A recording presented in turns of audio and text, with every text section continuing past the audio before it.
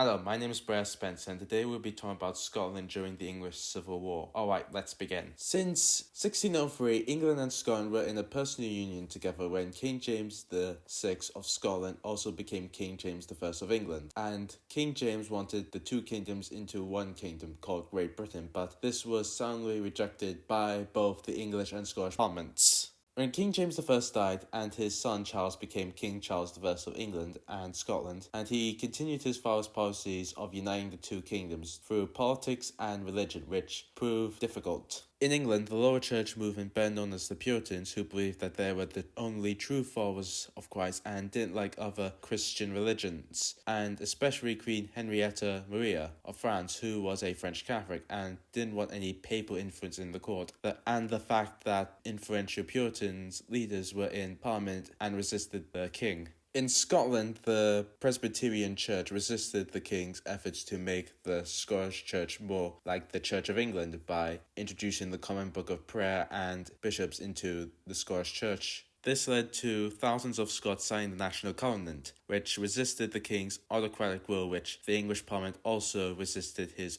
autocratic rule as well, and his attempts to standardise the Church of England and Scotland on the 28th of February 1638. On the 1st of February 1639, King Charles, seeking to reassert his authority by force, sent 20,000 men into Scotland with pro-royalist forces in Scotland supporting them, but the Covenanters quickly took the royalist castles of Edinburgh and Dumbarton, and Alexander Leslie, who served the Swedish army during the 30 Years' War with 16,500 men, assembled at Dunse in Berwickshire. After a half-hearted battle at Brig of Dee on June 18th and 19th, the First Bishop War was over. The Covenanters passed a series of acts which amounted to a constitutional revolution, including a tri-annual parliament and making the Covenant compulsory for all holders of public office. King Charles didn't like his authority being eroded in Scotland and planned to start a second war, but he didn't have the funds to start another war, so his advisors convinced the king to recall the English Parliament in the 20th of February 1640, but when Parliament sat on the 13th of April, instead of giving the king the funds he wanted, instead MPs used the Parliament to air their grievances against the king, like ship money which the king had been using to fund his personal rule. Charles was not happy with Parliament debating crown privileges and royal abuses, so he dissolved Parliament on the 5th of May, but luckily for King Charles, Ireland sent funds and 9,000 men to help the king, and King Charles got ready for war. But the Covenanters got wind of the king's plans and got ready for war, and on the 20th of August 1640, the Second Bishop's War had begun. When the 20,000-strong Scottish army led by Alexander Leslie preemptively struck and defeated the Royalists at Newburn and captured Newcastle upon Tweed on the 30th of August, and on October 26, the Treaty of Ripon was signed, which England had to pay the Covenanters £850 per day and allow counties of Northumbria and Durham to be occupied till the treaty was finalised, which happened on May 1641. On October 23rd, a rebellion broke out in Ireland, and the rebels committed atrocities against Scottish settler communions in Ulster. This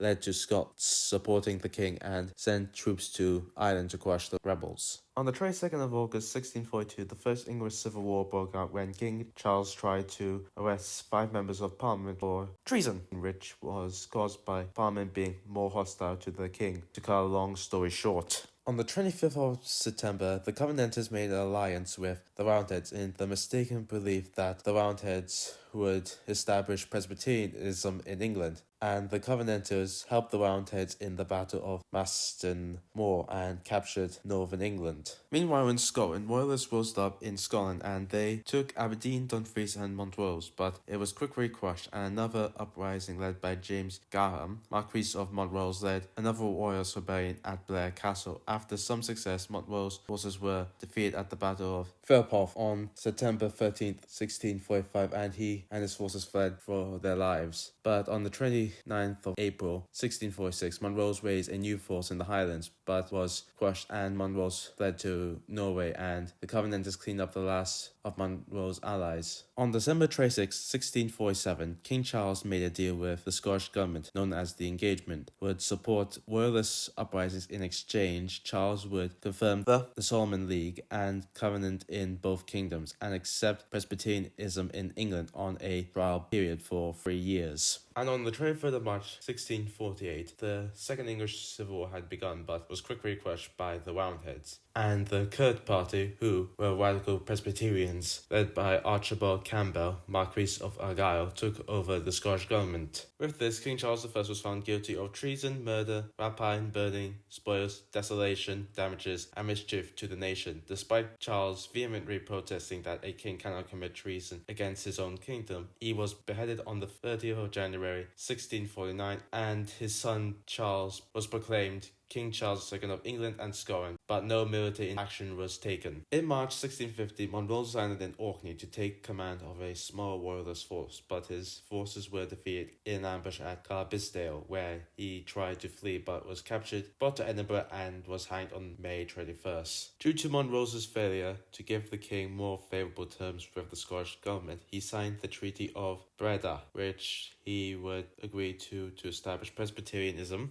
as the state religion in all three kingdoms, and he would also sign the Covenant on June 24th. The Roundheads didn't like Charles II ruling Scotland, so Arthur Cromwell led the new model army into Scotland, but the Scots used scorched earth policy and refused to face Cromwell's army, and the fortified line linking Edinburgh and Leith forced Cromwell to Dunbar. Arthur Cromwell had another attempt on Edinburgh, but he was stopped by the Scottish army at Conistonfin, and after some maneuvers and disease, Cromwell retreated back to Dunbar. But the Scottish army followed the English army, and the Scottish army was defeated at Dunbar on September 3rd during a surprise dawn attack on the Scottish right flank. After this victory, Arthur Cromwell marched to Edinburgh and captured the castle. The English army marched deeper into Scotland, and the Scottish army invaded England, but was defeated by Cromwell's army at the Battle of Worcester on the 3rd of September 1651, and Charles II fled to France, and Scotland would surrender to the English on 24th of May 1652, and Scotland would be under military rule till the Restoration in the 29th of May 1660, when King Charles II was made King of England and restored the kingdoms. If you like this video, like and subscribe. See you next time.